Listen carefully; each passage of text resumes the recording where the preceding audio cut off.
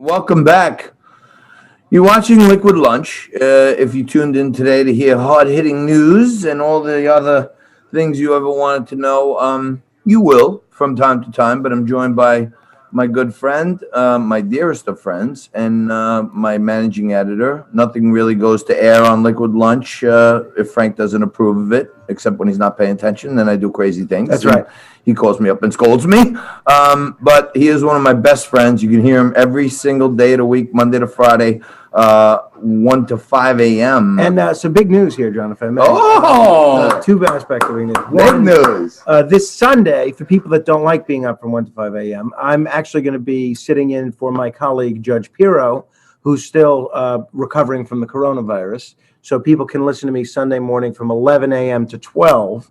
And then beginning Monday, I'm actually going to be on from 1 to 6 a.m. every day. Ooh, baby, we got another hour. We are just taking real estate everywhere.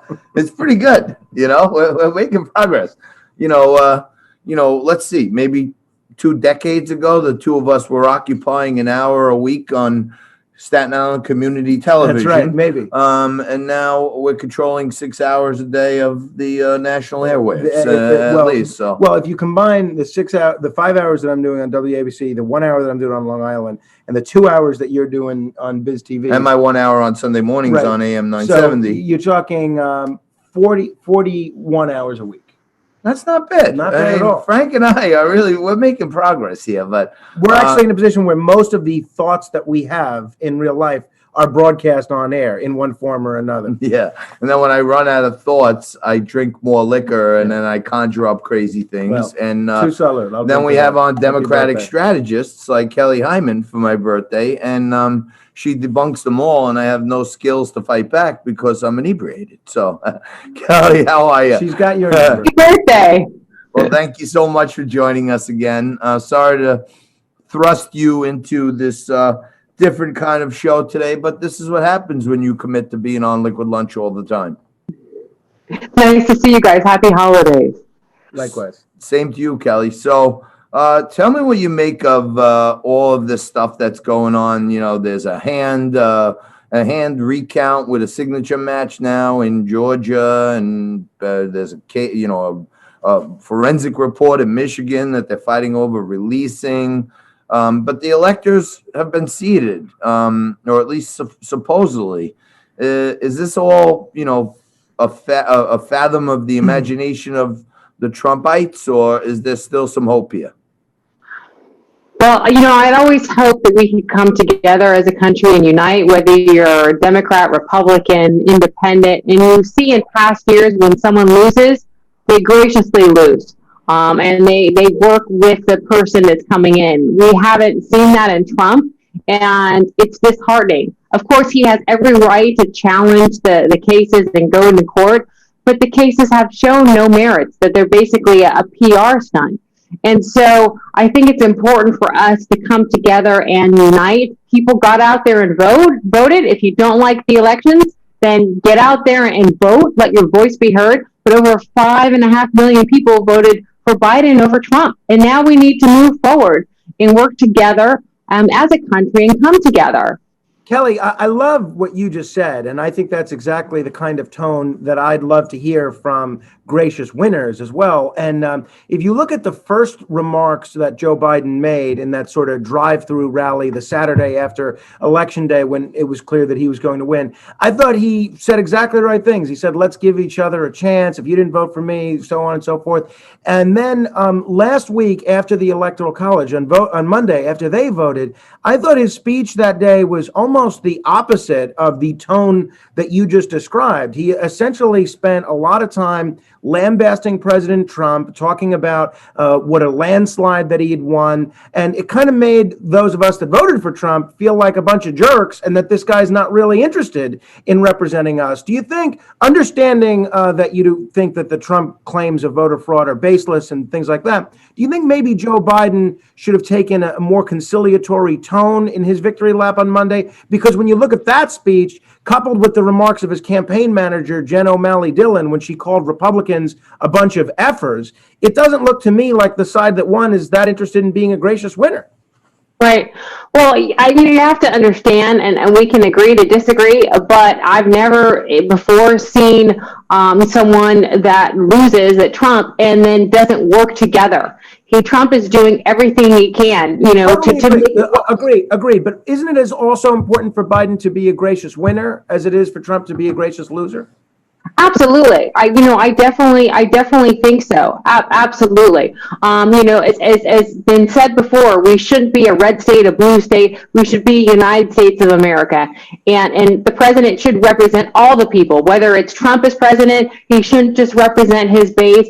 And whether Biden, a moderate, no matter what people say, the people on the left, he's a moderate Democrat, and consider him a moderate Democrat, work for all the people, whether you are conservative, whether you are liberal, whether you're moderate, you're an independent, but absolutely that's what we should have. But unfortunately, that's not, happening.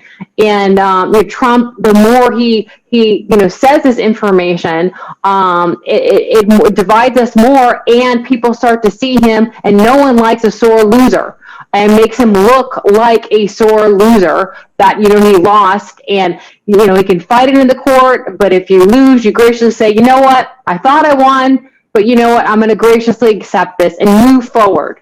And I definitely think that Trump's going to run in 2024. I could be wrong.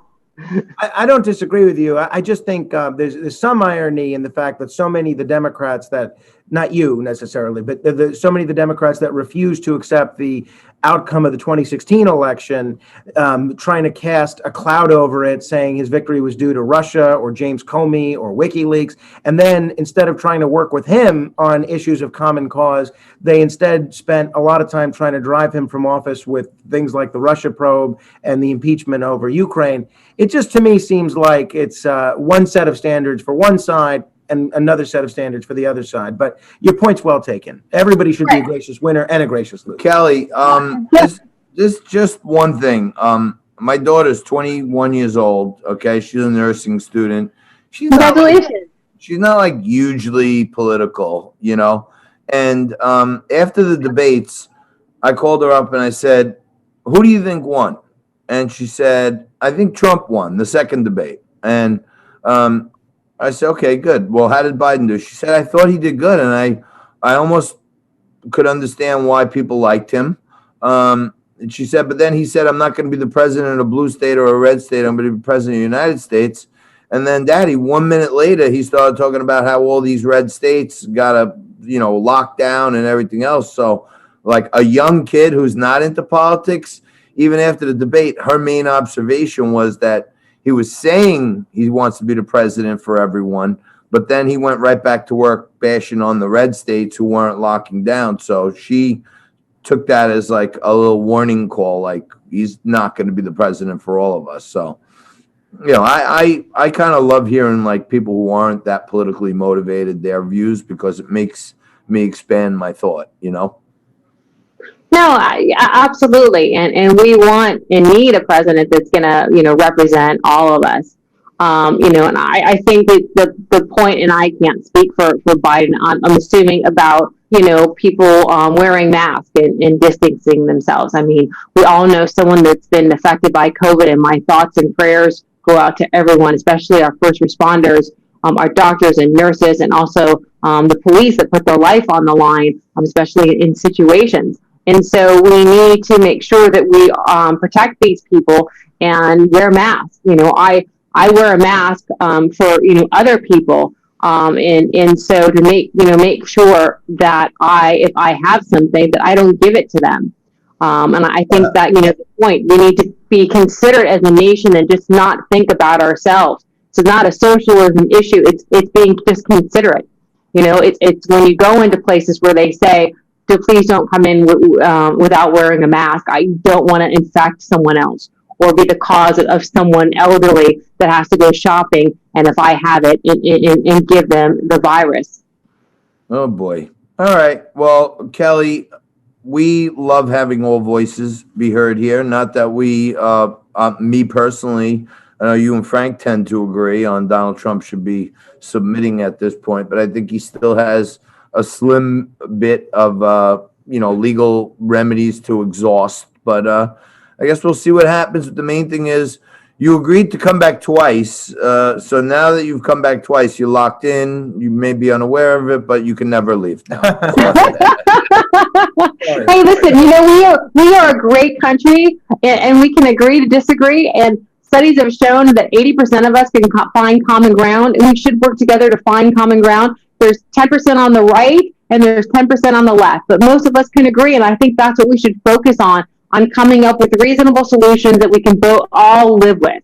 No doubt about it. Kelly, thank you very much. Kelly Thanks, Hyman, Kelly. Democratic strategist, one of the great new additions, joins us for my birthday on top of it. Thank you, Kelly.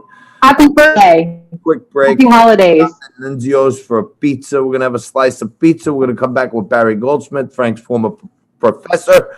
We're going to end the birthday show on a high note when Barry Goldsmith